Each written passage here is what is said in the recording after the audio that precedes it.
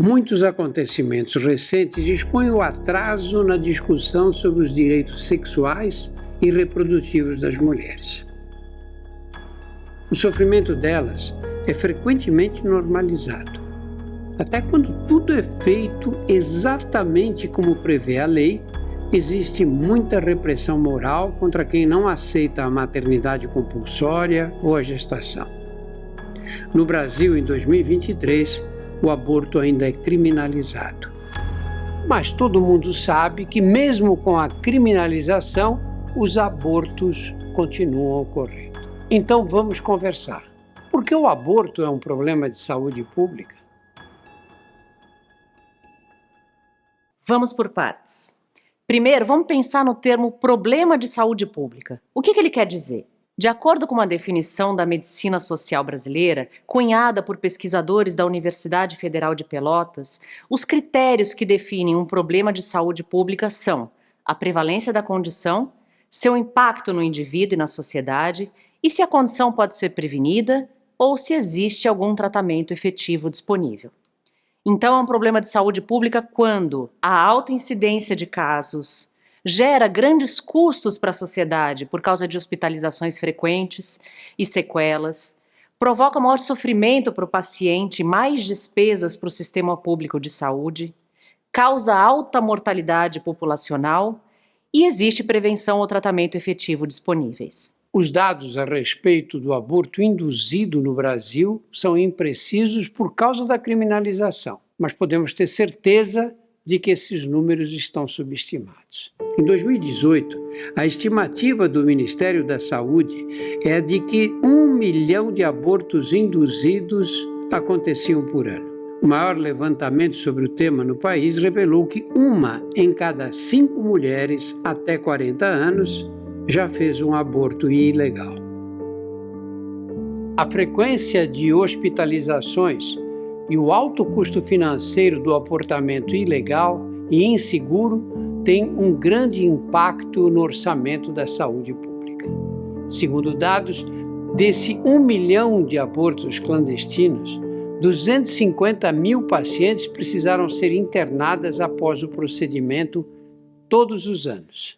No Brasil, por exemplo, o aborto praticado em condições inseguras, ele é tão importante que ele é o segundo procedimento obstétrico mais atendido pelo Sistema Único de Saúde.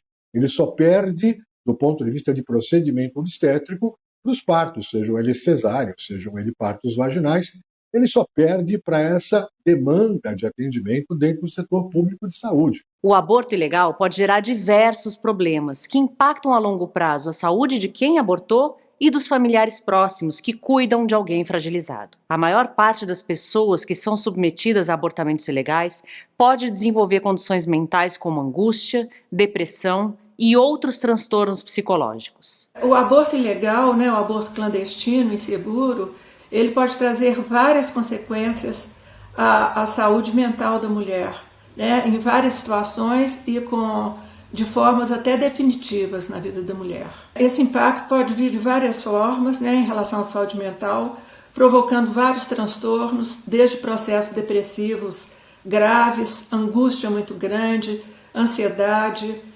estresse pós-traumático com vivências de ruminação de pensamento em relação a essa culpa, ou de flashback em relação ao ato do aborto, levando inclusive a vivências persecutórias e até a tentativas de suicídio que acontecem em 40% dos casos. É altíssima a taxa.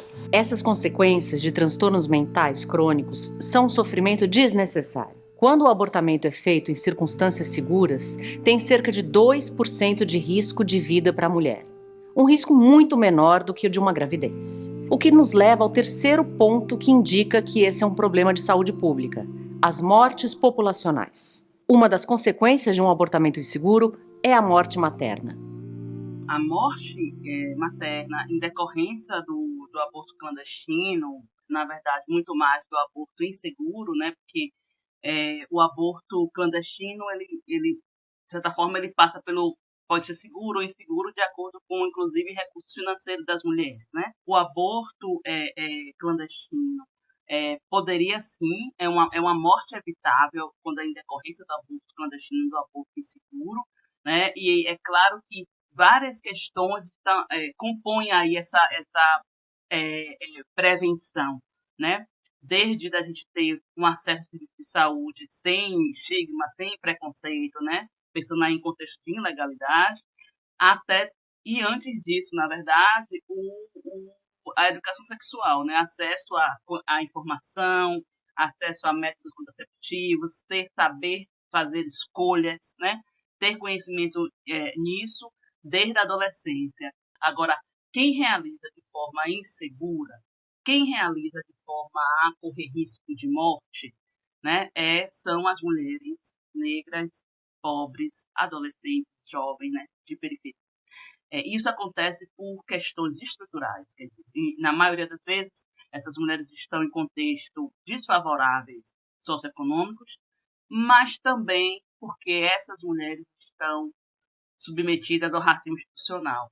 Então, muitas vezes, a demora de procurar o serviço está associada a duas questões: ao estigma do aborto, que sofre violência no serviço por conta disso, e ao racismo institucional, considerando as experiências que as mulheres negras têm, não só no momento do aborto, mas também no momento do parto. Quem não tem acesso à informação tem medo de recorrer às instituições por causa da criminalização, o que afasta ainda mais as mulheres de um debate informado, do acesso à contracepção adequada e dos serviços de saúde. Mulheres em centros médicos são tratadas com desconfiança e muitas vezes os profissionais de saúde dizem que elas estão exagerando as próprias condições ou até mentindo. A gestante tem condições especiais de saúde que precisam de acompanhamento médico.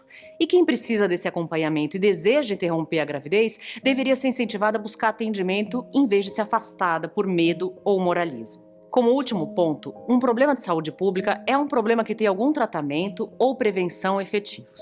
A prevenção contra a gravidez indesejada, que reduziria os abortos clandestinos, é o acesso à informação sexual e a contraceptivos de qualidade para todos. Mas existe algum tratamento efetivo que pudesse reduzir as mortes de mulheres que abortam? Hoje, os abortos, embora sejam proibidos no Brasil, eles acontecem, na maioria das vezes, de forma clandestina. Então, quando a gente limita o aborto, quando a gente proíbe o aborto, a gente não está fazendo com que isso não aconteça. Isso acontece de uma forma clandestina. Pensando nas estruturas para que o aborto seja feito de maneira legal, hoje no Brasil a gente não precisaria mudar a nossa estrutura de atendimento.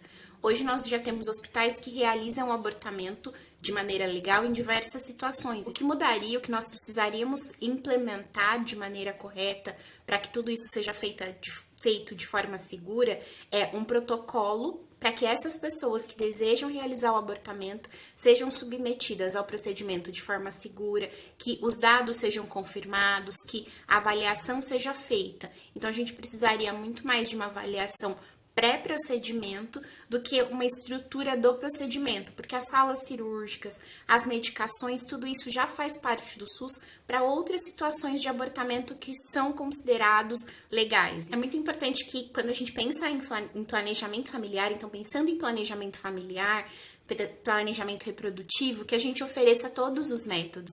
Métodos contraceptivos têm muitas peculiaridades, têm muitas particularidades e cada pessoa vai se adaptar melhor a outro, vai gostar de um, vai gostar do outro, um não vai ser agradável, outro vai. Nem sempre aquele método é prático para aquela pessoa e muitas vezes, não sendo prático, ela não vai aderir bem ao tratamento. Então, é muito importante que a gente ofereça todos os métodos possíveis e entenda se para aquela pessoa esse método é possível, porque assim a gente consegue uma boa adesão, uma boa aderência e diminui as possibilidades de gestações não planejadas.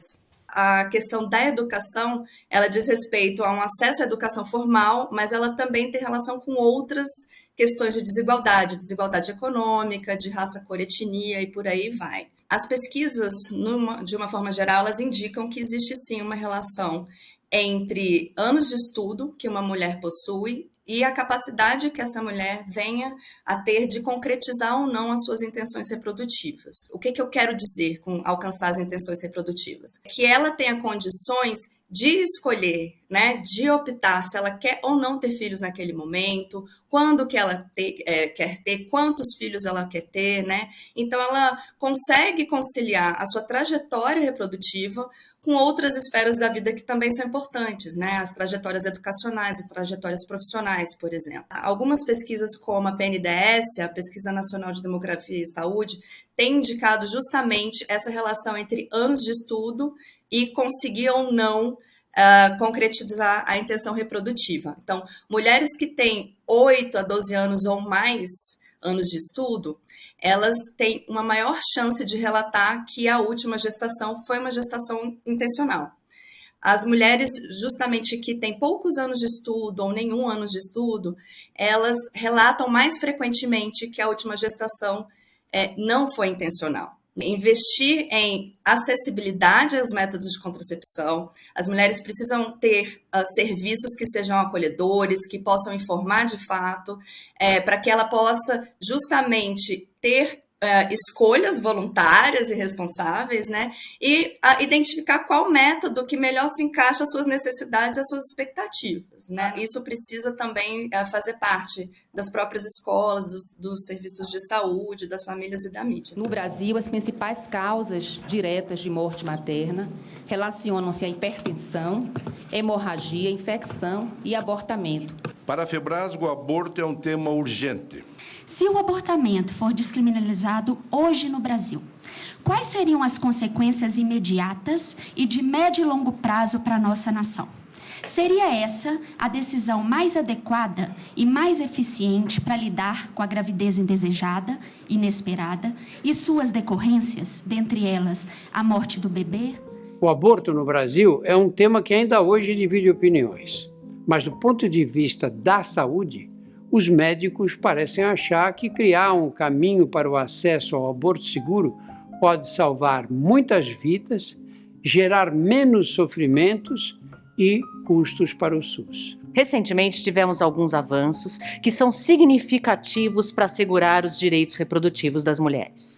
Em janeiro deste ano, o Brasil saiu da Declaração do Consenso de Genebra, um pacto internacional contra o aborto e a favor apenas da família formada entre homens e mulheres. Foi por meio da ex-ministra Damares Alves, em outubro de 2019, que o país assinou a Declaração do Consenso e passou a fazer parte dele. Ao deixar a Declaração do Consenso de Genebra, o atual governo afirma, abre aspas, o Brasil considera que o referido documento contém entendimento limitativo dos direitos sexuais e reprodutivos e do conceito de família e pode comprometer a plena implementação da legislação nacional sobre a matéria, incluídos os princípios do Sistema Único de Saúde, o SUS. Fecha aspas. Além disso, houve a revogação também pelo atual Ministério da Saúde de uma portaria que determinava que profissionais de saúde deveriam notificar autoridades policiais em caso de abortamentos de gestação advindas de estupro. Voltando à legislação antiga, em caso de aborto legal, por causa de estupro, a polícia não precisa ter nenhum envolvimento.